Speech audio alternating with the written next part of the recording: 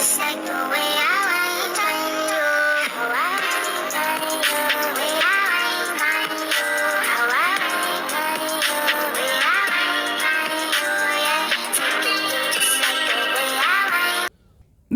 matrix. Matrix is called a diagonal matrix if at least any one of the entries of its diagonal is not zero and non diagonal entries are zero.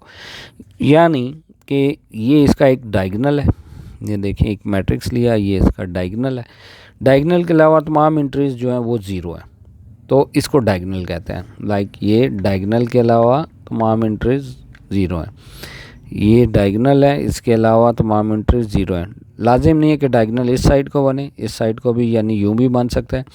तो वो like ये एक हम लेते हैं 0 0 2 0 1 0 और 3 0 0। आप देखें इस तरह से भी एक डायगनल बन जाता है। तमाम एंट्रीज बाकी ज़ीरो हैं, ये डायगनल बन रहा है, तो इसको डायगनल कहते हैं।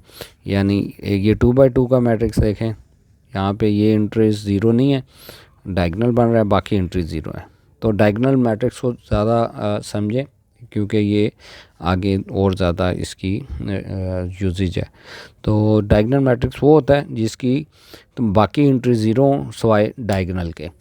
इसी तरह से नेक्स्ट हम देखते हैं, अब हम देखते हैं स्केलर मैट्रिक्स। स्केलर मैट्रिक्स भी डायगनल मैट्रिक्स की एक फॉर्म होती है, लेकिन इसमें क्या होता है कि जो डायगनल में एंट्रीज होती हैं वो सेम होती हैं।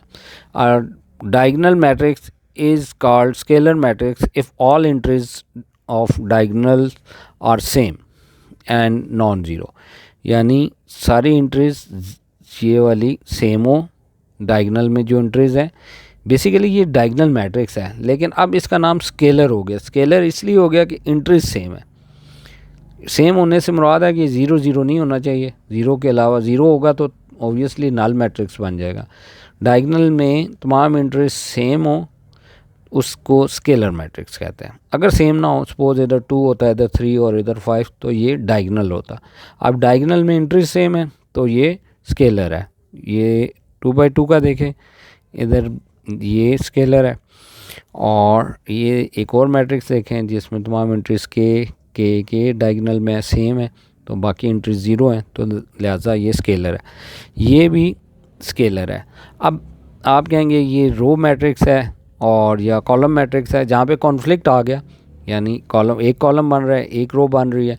अब ना हम इसे रो मैट्रिक्स कहेंगे, ना इसे कॉलम मैट्रिक्स कहेंगे, इसे स्केलर कहेंगे। और इसी तरह से आगे मैं यूनिट मैट्रिक्स आप जो को अभी गाइड करता हूँ, उसमें भी आपने इसको अंडरस्टैंड करना है। यूनिट मैट्रिक्स या आइडेंटिटी मैट्रिक्स किसको कहते हैं? A diagonal matrix is called identity और unit matrix if all diagonal entries are one और डिनोटेड बाय आई। तो यानी ये एंट्रीज जो है ना ये वन हो, तो अब ये स्केलर नहीं है, अब ये यूनिट मैट्रिक्स है। यानी हैं सेम है, लेकिन 1 1 के साथ सेम आ जाए तो वो यूनिट मैट्रिक्स बन जाता है। अगर अदर देन 1 होता, 2 2 होता या 3 3 होता, ये स्केलर होता। अगर यहाँ 3 4 5 होता तो ये डायगोनल होता। और ये 2x2 का देखें, ये एंट्रीज 1 1 है तो बाकी ज़ीरो हैं, तो ये डायगोनल मैट्रिक्स नहीं है, ये आइडेंटिटी मैट्रिक्स है। और ये 1 बाय 1 का आइडेंटिटी मैट्रिक्स है। यानी इस आप इसी तरह से इसको ना 1 कॉलम है और 1 रो है, तो ना ही इसे कॉलम मैट्रिक्स कहेंगे ना ही रो मैट्रिक्स कहेंगे। 1 लिखा हुआ है तो लिहाजा यूनिट मैट्रिक्स है। जैसे स्केलर में हमने आपको गाइड किया कि 5 लिखा हुआ है, ना इसमें इसे 1 कॉलम के साथ ना 1 रो के साथ रीड करेंगे, इसे आप कहेंगे स्केलर मैट्रिक्स है। और अभी आप इसको क्लियर कर लें, यानी डायगोनल, स्केलर और आइडेंटिटी ये इनकी सिमिलरिटीज़ हैं, तो इसको क्लियर कर लें, ये अंडरस्टैंड कर लें, ये आगे इसका बहुत यूजेज है, आपके पेपर में बहुत काम आएगा।